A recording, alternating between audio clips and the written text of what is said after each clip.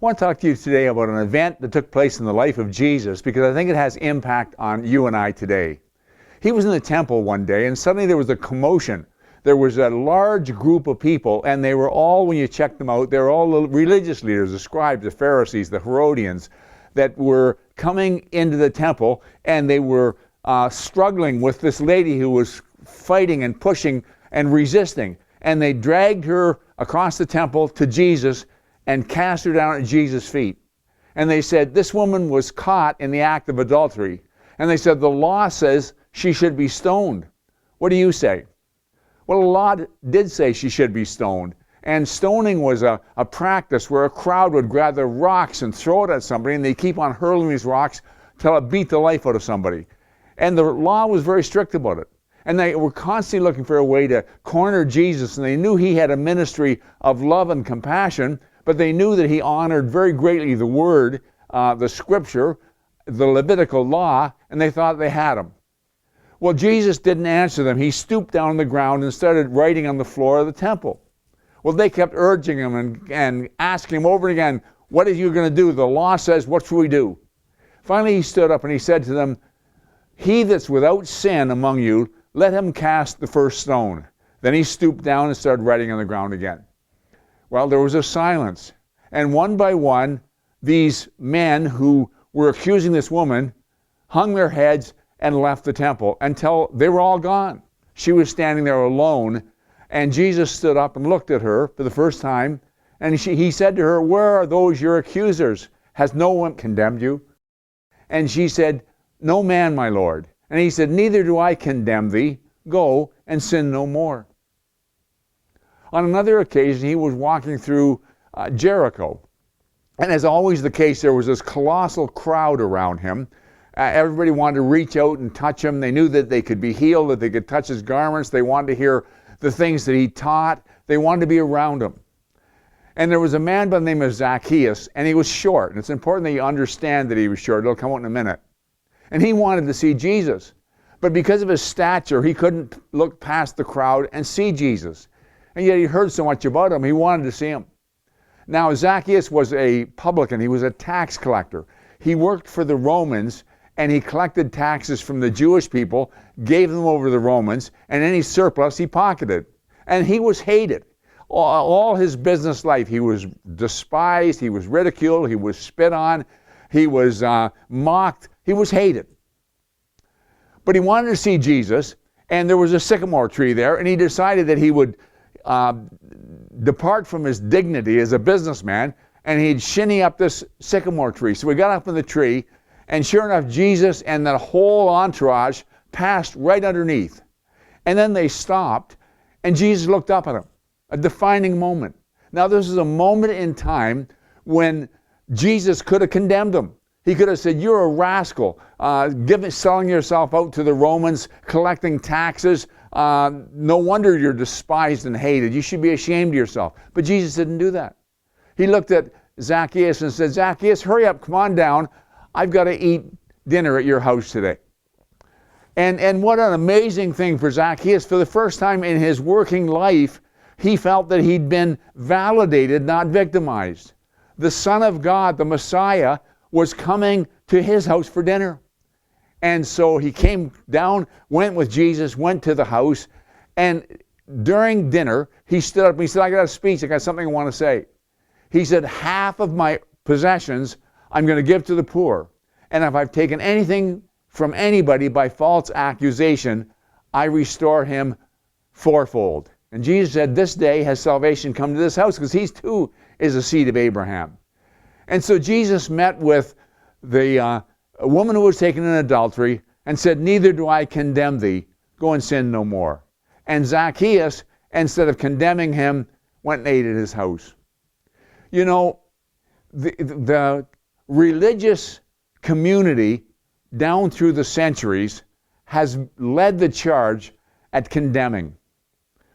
When Jesus was doing his ministry, it was the scribes and the Pharisees, it was the religious leaders who constantly condemned Jesus.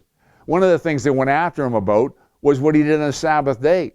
One day he healed a man on the Sabbath day, and the leader of the synagogue said, there's 6 days people can come and get healed, not on the Sabbath day. And Jesus said, you hypocrite. You would take your ox or your ass and you'd release it from the stall and lead him to watering on the Sabbath day. If it fell into a pit, you'd lift it out on the Sabbath day. Shouldn't this man who's been bound all these years with sickness and disease be set free on the Sabbath day? But you see, they couldn't see that, and they missed a wonderful opportunity. They could have sat at feet of Jesus and learned from the Messiah, from the promised one, from the Son of God, but they didn't do that. They spent their time condemning, criticizing, and ultimately putting to death the Son of God. The early church, the same thing. Originally, the salvation was available to the Jews, and they felt to the Jews only. But God called Peter to go to a man's house named Cornelius, who was a non-Jew, they call them Gentiles, and preached the gospel. He went, and as he preached, the Spirit of God fell, and they were converted. Well, when Peter got back to Jerusalem, he was met with a hostile group of believers. They said, we hear you went in with a bunch of Gentiles and ate with them. And he was pushed back by the criticism because he fellowshiped with them, and he had to explain what God had done to get them to back off. Very early in the church, scribes and the Pharisees began to convert to Christianity, give their lives over to Jesus Christ. And they started to condemn the church. They said the Gentiles who have believed, they got to become Jews. They're got to be circumcised. They got to keep the law. And so they had a meeting with that, and they dealt with that.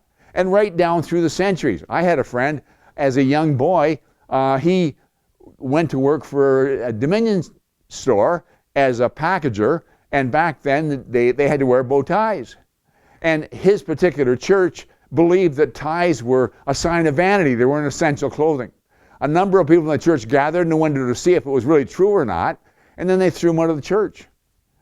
That's so far from what the Scripture teaches. It says, if a brother be overtaken in a fault, you which are spiritual seek to restore such a one in the spirit of meekness, considering yourself, lest you also be tempted. Billy Graham's brother-in-law, Leighton Ford, once quipped, he said when Jesus was on the earth, one day he healed a blind man by putting his hands on him and praying. Another time he made mud, anointed his eyes, and told him to go wash, and he came seeing. He said if that happened today, we'd have two new denominations, the Muddites and the anti-Muddites. But that's the way we are. We love to lash out at anybody who's different. They did it with Jesus. They've done it down since. And that shouldn't be. I was in Montreal years ago, driving down Highway 20 on the way to downtown, and on the side of the road was a man stooped over carrying a full-size wooden cross. Incredible sight. It was one of the most arresting sights I've ever seen. The man was named Arthur Blissett, and he felt it was his ministry in life to cross continents with a cross over his shoulder. Now, he had a wheel on the end of the cross, and he took ridicule for that. But they said Jesus didn't have a wheel. He said, well, if he went 20,000 miles, he would have had it, or he would have just had a toothpick left. But he would go across, he'd go through towns, villages, through big cities with this cross over his shoulder. One day, during the Troubles in Northern Ireland, he led Billy Graham between the Protestants and the Catholics, between the Irish and the British, and both sides respected the cross, and he could go. But he felt that that was his ministry. And what he would do is during the day, he would maybe go 20 miles down the road with his cross over his shoulder, and then at the end of the day, he would look for some place to stash the cross for the night. He'd hitchhike back to his van, and then he'd drive up, so the next day he would begin where he left off. And he said, Wayne, he said, I'd always look for a place to stash the cross. And he said, often I would go to churches to see if they would mind if I left the cross there overnight. And he said, you'd be amazed at how many times they turned me down. They said, you know, Arthur, if we let everybody that came through here with a cross stash it in our vestibule, you'd never be able to move around in our church. But he said, you know what, Wayne? I've never had a bar turn me down. There's something wrong if a cross has no place in a church, but it's welcome in the tavern down the road. And yet, that's what we've done. We've elevated criticism to an art form, and it shouldn't be. We're dealing with people who are hurting. They've fallen off the rails.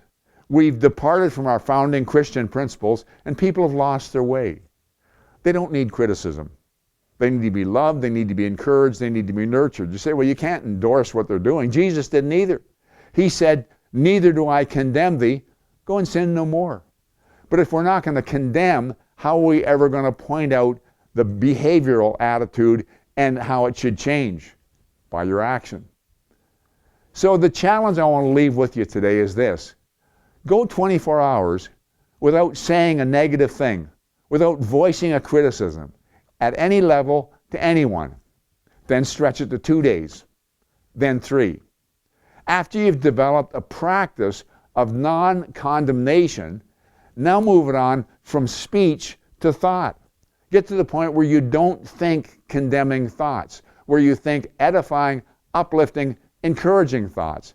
That's what the world needs. They need people who can do as Jesus did. And when Jesus met these people, whether it was the woman taken in adultery, whether it was Zacchaeus, whether it was the woman in Samaria at the well, whether it was Nicodemus, he impacted their lives, and their lives were never the same. And the challenge that I want to leave with you today is to develop a non-confrontational, non-critical approach so that the people you come in contact with on a daily basis are changed forever for good. Thanks for joining me in this video. I look forward to talking to you again next week.